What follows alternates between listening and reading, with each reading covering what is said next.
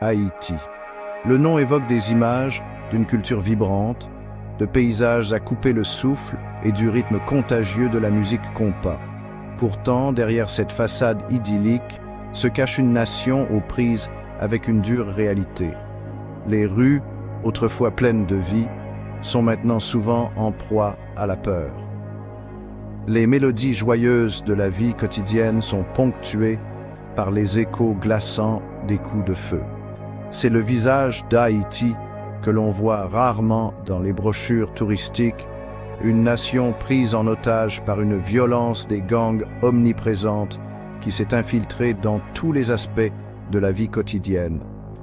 Imaginez-vous en train de marcher dans une rue, le soleil tropical réchauffant votre peau pour tomber nez à nez avec de jeunes hommes armés qui contrôlent la circulation, la peur rayonnant de leurs yeux.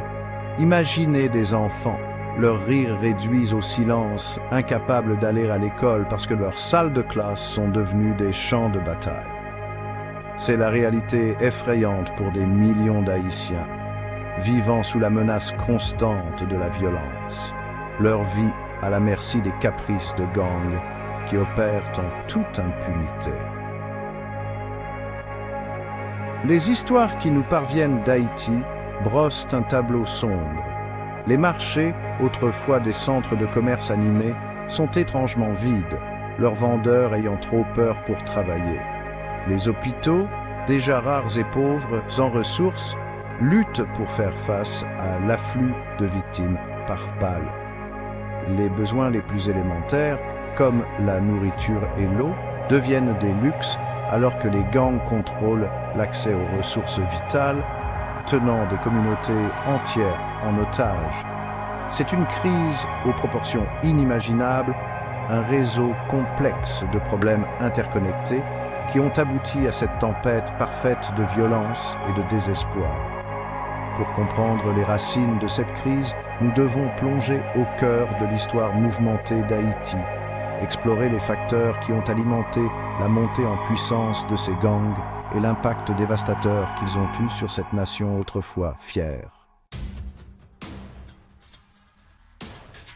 Les gangs qui tiennent aujourd'hui Haïti à la gorge ne sont pas apparus du jour au lendemain. Ils sont les produits monstrueux de décennies de négligence systémique, d'instabilité politique et de pauvreté extrême. Pour comprendre la profondeur de cette crise, nous devons d'abord comprendre le terreau fertile sur lequel ces gangs ont germé. La tempête parfaite de désespoir qui a alimenté leur ascension au pouvoir. Haïti, première république noire indépendante, porte les cicatrices d'un passé tumultueux.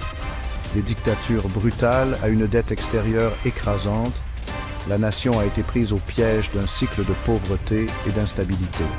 Cette instabilité a créé un vide où l'espoir aurait dû fleurir. Et c'est dans ce vide que se sont engouffrés les gangs, offrant un sentiment pervers d'appartenance et d'opportunité là où il n'y en avait aucune auparavant. Pour de nombreux jeunes Haïtiens, désabusés par le manque d'opportunités et abandonnés par un système qui les a constamment marginalisés, rejoindre un gang devient un acte de survie désespéré. C'est un chemin pavé de promesses de pouvoir, de protection et d'un sentiment d'appartenance faussée dans une société qui ne leur a offert que peu d'autres options.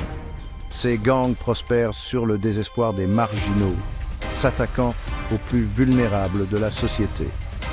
Ils offrent une alternative séduisante à la pauvreté extrême et au manque d'opportunités qui sont devenus synonymes de la vie dans les communautés les plus négligées d'Haïti.